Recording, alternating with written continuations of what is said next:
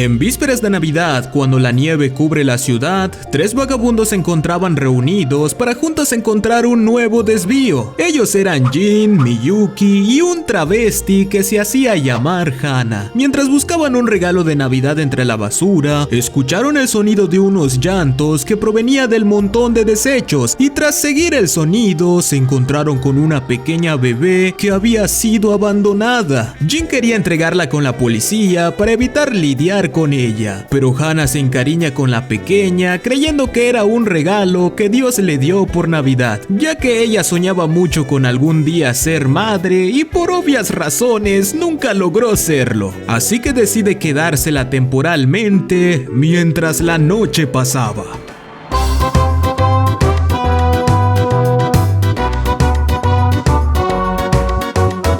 Ellos llevan a la pequeña hasta su humilde casa, prometiendo que la entregarían al día siguiente con las autoridades, dándole el nombre de Kyoko por haber nacido en vísperas de Navidad. En eso Jin menciona que los hijos son lo más importante para un padre, y cuenta que tuvo una hija que enfermó mientras no tenía el dinero suficiente para pagar las cuentas médicas. En ese entonces él era un gran ciclista y aceptó perder una carrera a cambio de dinero para salvar a su hija, pero los organizadores del evento se enteraron y por consecuencia lo echaron de las competencias. Para colmo, su hija terminó muriendo y su esposa se hizo la automorición para seguirla al más allá. Desde eso no tuvo ganas de volver a trabajar y se convirtió en vagabundo. Al llegar la mañana, Hana había salido con la niña antes de que todos despertaran y tras seguir sus huellas logran encontrarla en medio de la nieve. Sin embargo, ella no quería entregarla con las autoridades. Hana quería entregársela personalmente a su verdadera madre para preguntarle por qué la abandonó, y si la madre de la pequeña lograba hacerle entender sus motivos, ella también perdonaría a su verdadera madre a la que nunca conoció.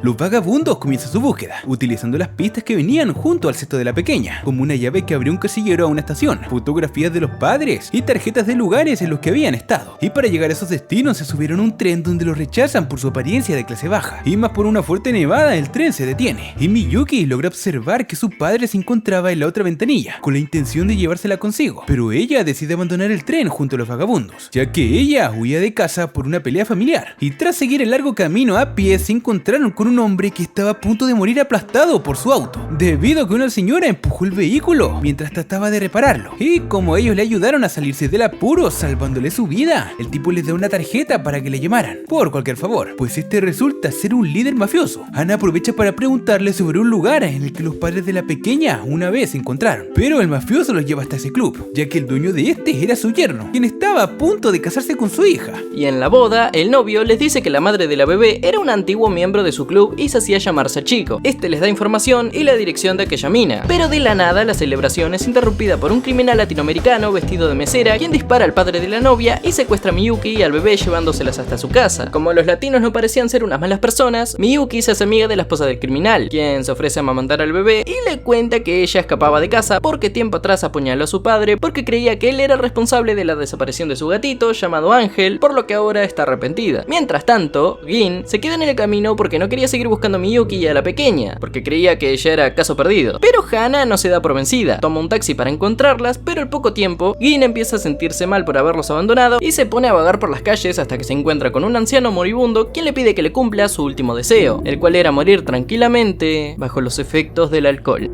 Luego de que le cumplieran su voluntad, el anciano le entrega una bolsa roja a Gin para que éste la resguardara, pues según el anciano, muchas personas se sentirían lastimados si se supiera quién es él. El viejo murió y cuando Gin buscaba la manera de encontrarse con los otros, fue emboscado por unos adolescentes quienes golpean a Gin y al cadáver del anciano para robarles las últimas cosas que les quedaban. Por otro lado, Hana logra encontrar a Miyuki y a la pequeña, incluso las lleva al club donde ella trabajaba en el pasado para que pudieran pasar la noche bajo techo. Ella trabajaba en ese lugar como una drag queen exitosa y la líder de ellas era su madre adoptiva, a la que se refieren como Masa, otra drag queen.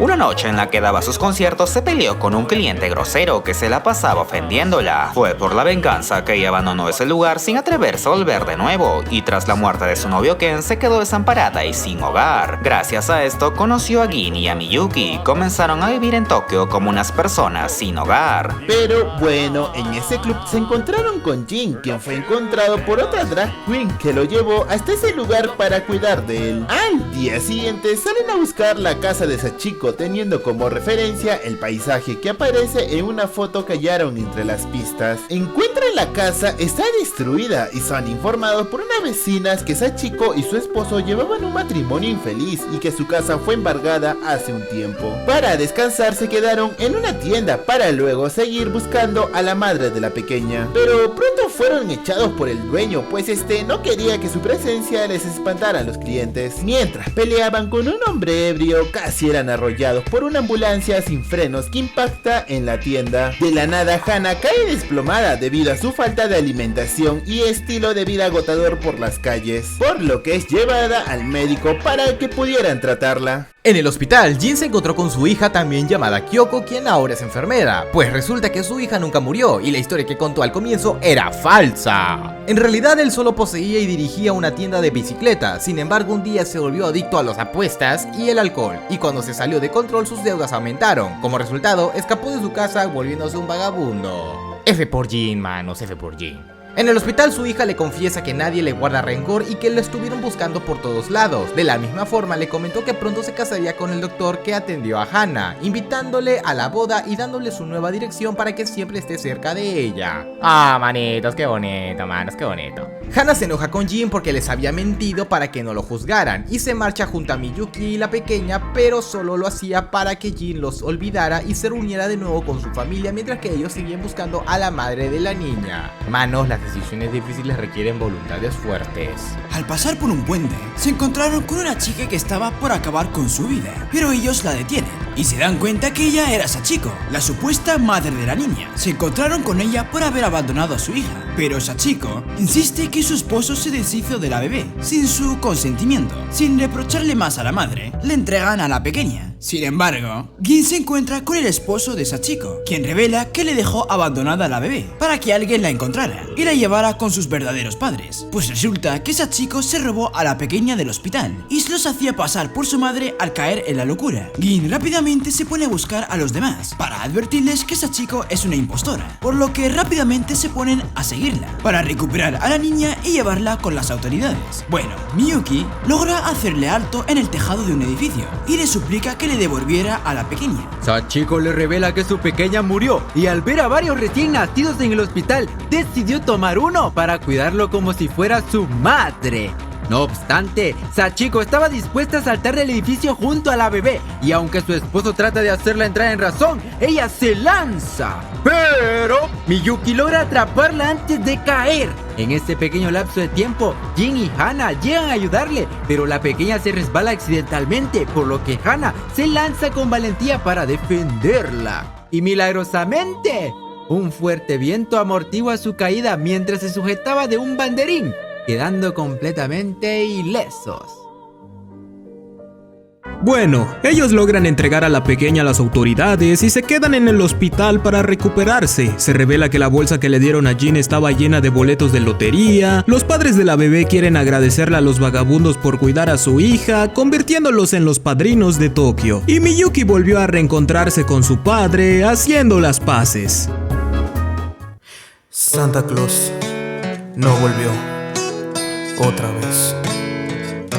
Y eso que bien me porté.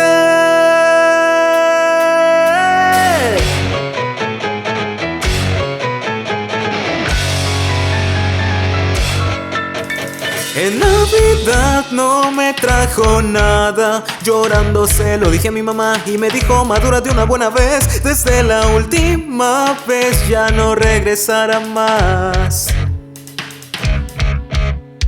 Que porque ya era grande nada me traerá, por lo que rápidamente yo me enojé, porque para la Navidad no hay edad y comienzo a sospechar que no le dieron mi carta.